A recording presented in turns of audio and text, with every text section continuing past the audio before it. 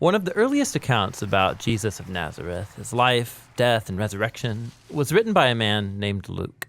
We know it as the Gospel of Luke, but Luke continued the story in a second volume, Called the Book of Acts, and it's all about what Jesus continued to do after his resurrection. Acts begins with the disciples who are hanging out with Jesus, who's just come back to life, which is mind-blowing to imagine. And then for weeks, the risen Jesus kept teaching them about his upside-down kingdom, the new creation that he launched through his death and resurrection. This is exciting stuff, and the disciples are ready to go tell the world. But then Jesus tells them to wait and to stay in Jerusalem until they receive a new kind of power so they can be faithful witnesses to Jesus and his kingdom. Then he says that their mission is going to begin in Jerusalem, then move out to Judea and Samaria, and then from there out into the nations. It's like a roadmap for the whole book of Acts. Then the disciples saw Jesus enthroned as King of all creation. So the disciples wait, wondering when this power is going to come. And then comes the time of Pentecost. So this is an ancient Israelite festival. It's during the early summer,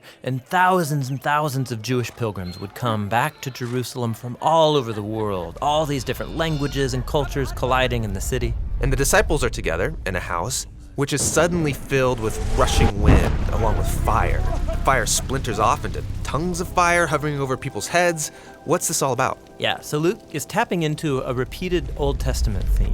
When God's presence showed up similarly at Mount Sinai, he made a covenant with Israel and gave them the Ten Commandments. Then later, when God's glory came in a pillar of fire, it filled the tabernacle when he came to live among them. That was just one pillar of fire, not many. Exactly. Luke's making an important point here. This is God's personal temple presence, God's spirit that was foretold by Israel's prophets. And now it's come to take up residence in the new temple of Jesus' body, that is, his people. They've become little mobile temples where God now dwells. And they start to tell stories about Jesus, but they're speaking in languages that they didn't know before, yet all the visitors can understand them.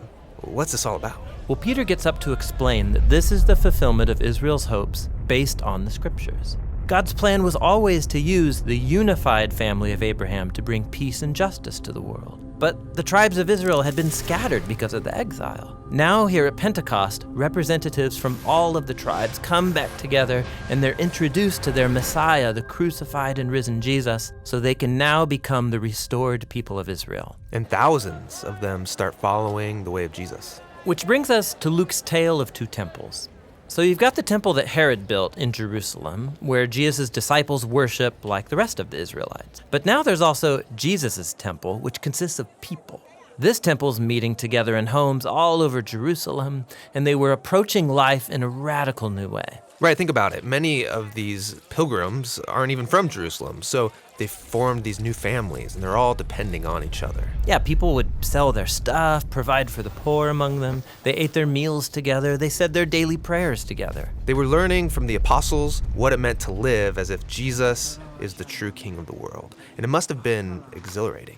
But it wasn't all fun and games. Being God's temple is serious business, just like in the Old Testament. So you might know about that strange story in the book of Leviticus about two priests who disrespect God in the temple and then suddenly die. Well, Luke includes here a similar story of two disciples who dishonor God's spirit in this new temple, and they suffer a similar fate. So there's corruption in the community. But the bigger problem is coming from the outside. Yeah, from the other temple. Its leaders are threatened by this new messianic movement, and so they arrest the apostles, they try to stop them. And this brings us to the final story in the Jerusalem section of Acts. We're introduced to a new disciple, Stephen. Oh yeah, Stephen. He's on fire. He steps up as a leader among the disciples to serve the poor, and he would go to the temple courts to teach people about the way of Jesus. So the temple leaders arrest Stephen, and they find false witnesses to accuse him of dishonoring Moses and of being a terrorist who's threatening the temple. In response, Stephen gives this powerful speech about how predictable this whole situation was. Yeah, he retells the whole Old Testament story, highlighting characters like Joseph, Moses, and the prophets, people who are consistently rejected and persecuted by their own people. Israel's been resisting God's representatives for centuries, and so their rejection of Jesus and now of his followers is a rejection of God himself. They get angry, and they start to execute him by picking up rocks and smashing him to death. And as he's dying, he commits himself to the way of Jesus, to suffer because of the sins of others. He even cries out, "Lord, don't hold the sin against them." This is basically what Jesus said at his death. Exactly. Stephen becomes the first martyr of the Jesus movement, with many more to come. But this persecution contains seeds of hope, which is why Luke introduces us to a new character here, a religious leader named Saul. He stands over Stephen's dead body and even approves of the whole thing. Wait, Saul, you mean the man who becomes the Apostle Paul? Yes, Luke is showing how even this tragic murder can't stop Jesus' kingdom.